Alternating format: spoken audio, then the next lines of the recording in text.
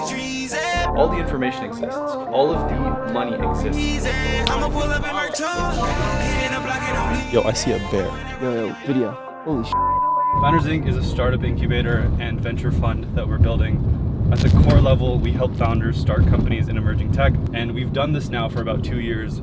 We've incubated 2 companies that have gone on to raise their Series A and a handful of others that have raised their seed rounds. And that's cool because we get to work across a large variety of companies, anywhere in AI, Web3, robotics, anything that kind of sounds cool and sounds futuristic, we're building in it.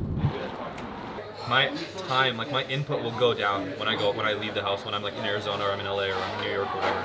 Like that, technically, like the input goes down. I'm not spending as much time necessarily as if I'm like in the office every single day. But the output stays the same because I just like ruthlessly prioritize what is the single most high leverage thing that I can do, such that if I do this one thing, I can do nothing else, and the week is like a win. So as we've been building Founders Inc. for the last 2 years, we've gotten really good at one thing, and that is capturing an audience and driving a lot of traffic to the things that we're working on. And this week there's only one goal, and that is to figure out how we can take all of the eyeballs that we've driven to our site and our social media platforms and figuring out how we can turn that into something that is useful either for ourselves or for the founders that we've invested in. People aren't inherently not getting money because they're Muslim or because they don't know what to build. People aren't getting money because they have no idea what they're doing. Everyone has an idea. There are 101 VC funds that you can raise money from if your idea is any good. People just don't have the conviction to go and take the leap. And then once they take the leap, they don't a lot of the time have the resources or the people around them to keep them going and tell them kind of like, here's what to look for, here's what to look out for. We're trying to hire someone to join the Alif team specifically to run content. Yeah. I mean, the whole thing is like, we're gonna have 20 people flying out, moving across the country, like leaving their families behind to like build their company, like going from 0 to 1, going from 0 to like raising their seed round. And there's a lot of just energy that is like all kind of coming together. Like I want to be able to capture that. Like I want people to see what it is like for these people that look just like them, that come from similar backgrounds as them, building their idea and like taking it from 0 to a legit company. To me, it is as important that other people see people building these companies in batch 1 or batch 0 as it is for these people in batch 0 to build the company. Because that is like the long-term goal. Like it is not as hard now to build a startup as it was 6 years ago. Like when you were trying to build Stripe or Airbnb, you didn't know what you were doing. Now there's like for any idea you could possibly have, there is a playbook that exists as long as you have the right advice and you have the right product and you're working on the right problems every single week, which is why I want to document this first batch.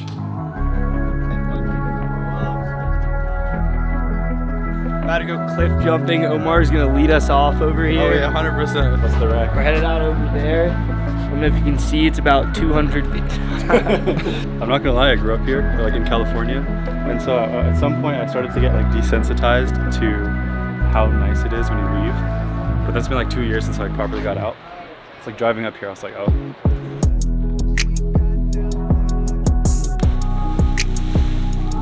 In addition to being a professional cliff jumper, Omar is also a professional rock climber. They made this movie around me, it was called Free Solo.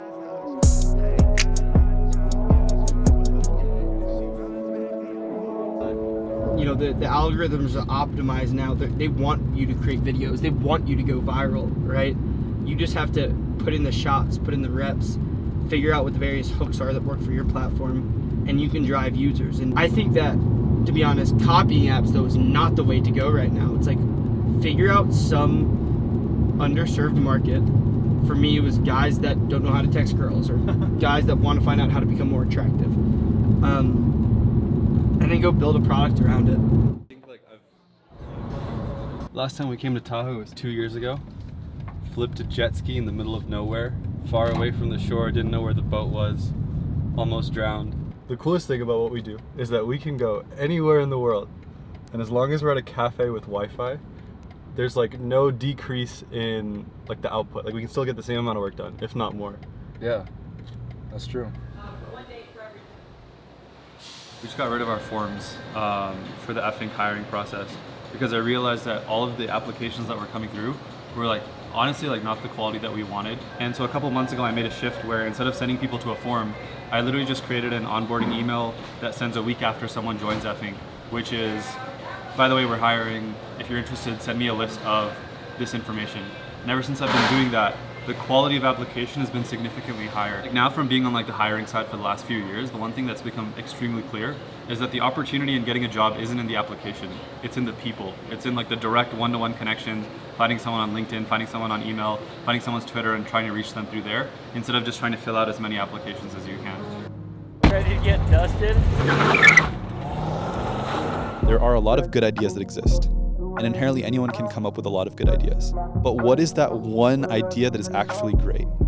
And it's like, if you can work on anything for the next 5 years, especially once you've done your first thing or you've gotten some, credibility or built a little bit of momentum, you can work with anyone you want. You can work on any space you want.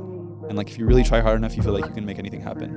My successes with RIS-GPT and UMAX are what will enable me to spend years working on the things that I care about, building out the bigger vision in male self-improvement, where I'm not prioritizing short-term profits and short-term cash flows, prioritizing the actual value that I provide to people and to men. Yo, I see a bear. Yo, video. There is a bear right now, about 200 feet away while we are filming this podcast. The bear is moving towards us. Holy shit. We just filmed a podcast with Blake, and halfway through filming, a bear just shows up and completely derails the entire episode. But at the end of it, I still think it was probably one of the best ones that we filmed.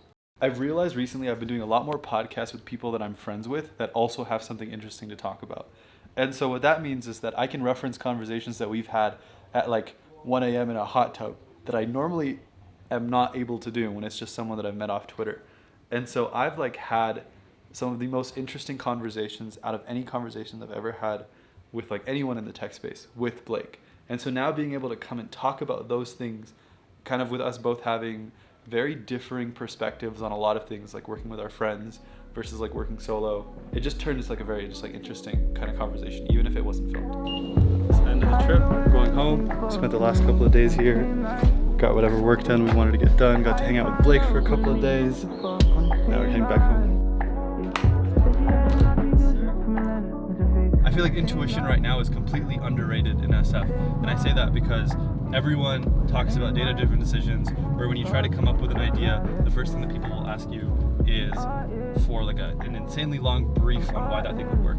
The thing that separates Blake from a lot of the other people that I know is I will hear him get on calls with like his partners, and they'll ask him why he thinks that something will work, especially when it comes to marketing. And his answer is usually just like, I don't know, like it's intuition. Like he's just seen enough things and been in the game long enough or taken enough shots to where it's very clear intuitively that something will work or something won't. And I think in marketing specifically, the people that I've seen do really well are the people that just trust their intuition because they've been doing it long enough.